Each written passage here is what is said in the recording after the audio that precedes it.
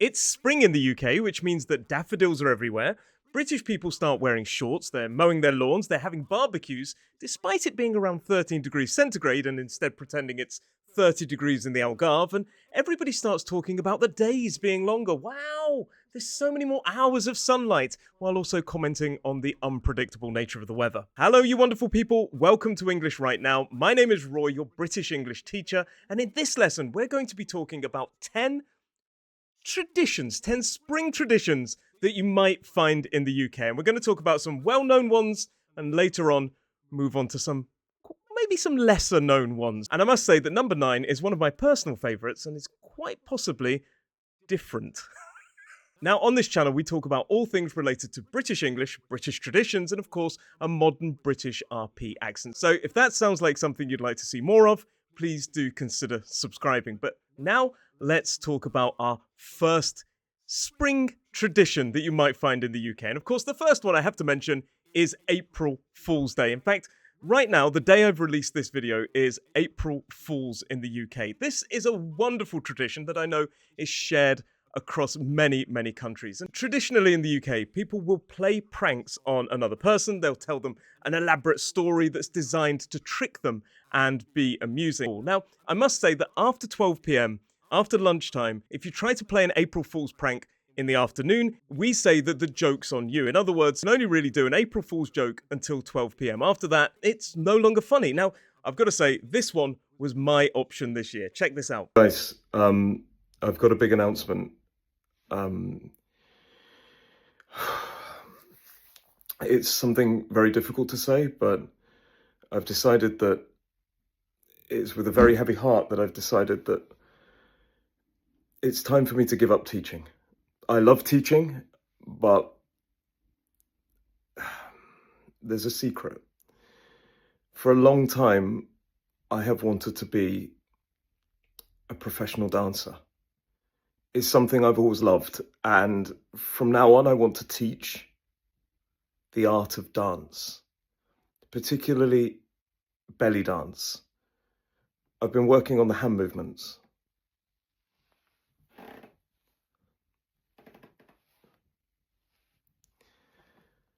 From now on, this Instagram page will be dedicated to the art of dance, so I hope you enjoy it. I love you all. So this was my offering this year, and of course immediately after I told everybody on social media that it wasn't true and it was a bit of a joke. But let me know what you thought. Was it funny? Was it not? Should I do better next year? Let me know. But one thing I really love about the UK on April Fool's Day is that a lot of kind of the news outlets, the newspapers, and big websites also get in on the action. And a lot of companies also do their own April Fools, and it's really, really good fun to check out this year's favourite. So a lot of articles come out in the afternoon talking about the best April Fools this year. It's a really cool thing that I really enjoy, and I hope you enjoyed my offering this year. Now, traditionally, Easter is a religious festival, and in fact, a lot of people who are religious will still observe various religious traditions over the period of Easter. But moving away from religion, Easter is also a really, really popular time with kids and adults. And I could have made an entire video just talking about Easter. Easter falls between late March and mid-April. So first up, let's talk about Easter eggs. Now, Easter eggs tend to appear on supermarket shelves not too long after Christmas. It seems like you've just finished Christmas, you're taking your Christmas tree down and bang, there they are on the shelves. And if they're not there within the first few weeks of January or February, certainly after Valentine's Day, which falls on the 14th of February, we start to see Easter eggs everywhere. It's like we're constantly moving on to the next thing. No comment on the way the modern world works there. But Easter eggs are a chocolate egg which is hollow on the inside, and it usually has something in there like a bag of sweets or something like this. Now, one thing I love about Easter eggs is there's such a wide variety of eggs from many different companies, and some of these eggs cost an absolute fortune, but for most of us, we'll pick up eggs at the supermarket. Now, connected to Easter eggs are Easter egg hunts. This is basically where normally adults hide chocolate eggs around gardens, parks, or even inside the house, and then children have to go and find their Easter eggs. They have to basically search and find Easter eggs. It can be a lot of fun, and kids are running around the garden looking for their eggs. It's pretty good fun, but sometimes adults can get involved as well, because who doesn't love finding a chocolate egg? Going back to chocolate eggs, it would be silly of me not to mention Cadbury's cream eggs. These are small chocolate Easter eggs filled with a very sweet substance that's both white and orange, and it's designed to look like an egg. And these tend to appear after Christmas and disappear after Easter. And they are absolutely adored by the British public. Another thing related to Easter that you're going to see everywhere is the Easter bunny is everywhere. Bunnies are a symbol of Easter, probably because of this idea of new life. And it's this idea that the Easter bunny delivers the Easter eggs. Now, please tell me in the comments below, how do bunnies lay eggs? I don't know, but it's pretty cool anyway. And finally, connected to Easter are hot cross buns. These are amazing. It's one of my favorite parts of Easter. They're basically a sweet, spiced bun with raisins and a white cross on top. And they're best served with a bit of butter in them, and they are absolutely sensational, especially when had with a cup of tea. And if you are enjoying things about British culture and traditions like this video, I'm launching a brand new course called What the British Say versus What We Actually Mean. It's talking about British history, what the UK is, what the British really mean when they say things, because I know sometimes we can be a little bit confusing, how to make the most of the UK, and also what to expect when living in the UK, the culture, the traditions, and even the culture of the British workplace, and so much more. Please do check out the link in the description for more information, because it really is going to be a course built for you and with you. But now let's move on to a really important day. It is Mother's Day. This usually falls in March, 3 weeks before Easter, but it's not the same date every year. Now, Mother's Day in the UK isn't usually an overly flamboyant occasion. There's not usually parties and huge celebrations. It's more of a kind of low-key day. Things like tea, cards, and flowers. So this year, for example, I took my mum a card, I took my mum some flowers, and then I took her out for fish and chips in front of the seaside. So it's a really important day, but it's quite low-key compared to some countries with tea, cards, and flowers, or fish and chips in my case. Next up, we have the Grand National. This is usually held in April, and it is a 3-day festival of racing at Aintree Racecourse. It begins this year on the 3rd of April, and it goes over 3 days, and the big race will be on the 5th of April. So this is the UK's biggest horse race. And the Grand National is run over the national course at Aintree and consists of 2 laps of 16 fences, first 14 of which are jumped twice. And it is just over 4 miles. Now, the first thing to mention, apart from the horse racing, which is epic and usually shown on TV, is the hats and outfits. Now, the second day of the Grand National is usually something called Ladies' Day. And the ladies tend to wear these beautiful outfits with these amazing hats, particularly the hats. And a lot of people seem to like commenting on the hats and the outfits. And if you read the newspapers, you'll see, oh, look what this person was wearing at the Grand National. But it's a wonderful day that allows a lot of people to dress up. The second thing that I love to talk about for the Grand National is a lot of the horses have hilarious names. So the horses that run tend to have hilarious names. And that's why I think a lot of people who don't normally bet on horses seem to bet, because they see a funny name and they decide to put maybe a few quid, maybe a few pounds on that horse winning.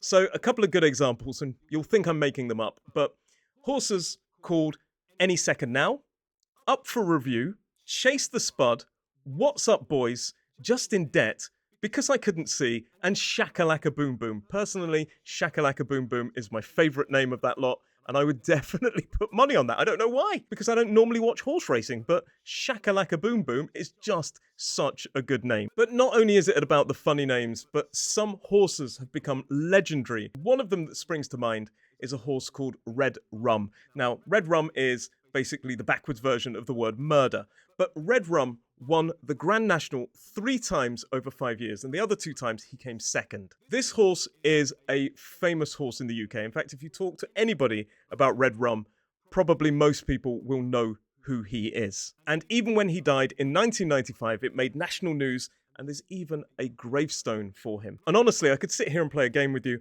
about guess the horse name, is it real or not? Because probably you would never have guessed there was a horse called Because I Couldn't See. Another amazing part of spring in the UK is the fact that it is lambing season. And this basically means that baby lambs are born across the countryside. Who doesn't love a baby lamb? People actually visit farms to see them. And quite often we have farm open days, which is where basically British people who normally live in the cities can, romanticize about life wearing muddy boots and looking at baby animals. But the idea of the lamb being born at this time, this baby animal, is just such a wholesome thing. Who doesn't want to feed a baby lamb with a bottle? Seriously. In fact, that was on my bucket list, but I've already done it. You definitely know it's spring in the UK when you see things like daffodils, lambs, and pretty much everybody crying because of hay fever. People's eyes start running. The next thing to mention about the UK is the unpredictable weather. Basically, every day, all through spring, it can be absolutely unpredictable. You can start off in the morning sunny, then it suddenly starts hailing, then the wind breaks your umbrella, and it ends in a rainbow after a series of showers. This is an absolutely ridiculous period of time. Like I said at the start, everybody's looking up at the sky going, wow, the days are getting longer, but also the weather is absolutely insane. You can have 4 seasons in a day. That's how it feels. People talk about things like April showers, where you suddenly get a quick shower of rain out of nowhere. You're walking down the road in your shorts and suddenly get wet for no reason, but we absolutely love it. You can learn some cool expressions like lovely weather for ducks when it starts to rain, or it's good for the garden, or if you don't like the weather, just wait for 5 minutes. So if you do like the excitement of not knowing exactly what to wear and what the weather could do, welcome to the UK in spring. And like I say, if you love learning more about the weather and traditions in the UK, I'm launching a brand new course called What the British Say versus What We Actually Mean. There is much more information in the link down below, and I would love to see you there. It is opening with a huge discount, so check out while you still can. But now one of the lesser known traditions of Easter is something called egg rolling. Now this is more common in the north of England and in Scotland, particularly in places like Lancashire.